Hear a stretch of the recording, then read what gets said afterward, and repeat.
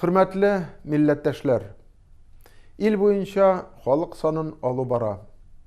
Бу чара без, татарлар өчен, аеруча мөһим. Чөнки халкыбыз илебезнең төрле төбәкләрендә яши.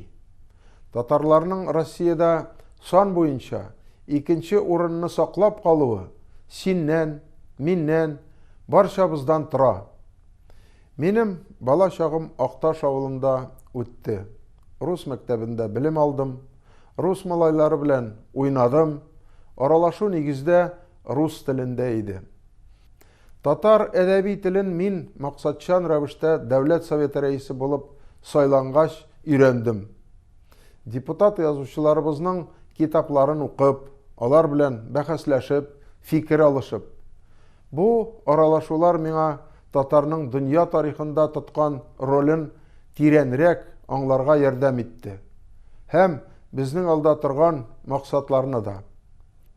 Тормыш тәҗрибәмнән чыгып шуны әйтергә телим.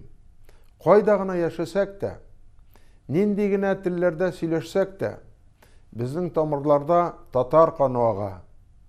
Геннарда хәтер саклана. Кадерле ватандашлар, мин барыгызны да җан исәптә татар дип язылырга чакырам. Халкыбызның киләчәге безнең кулларда.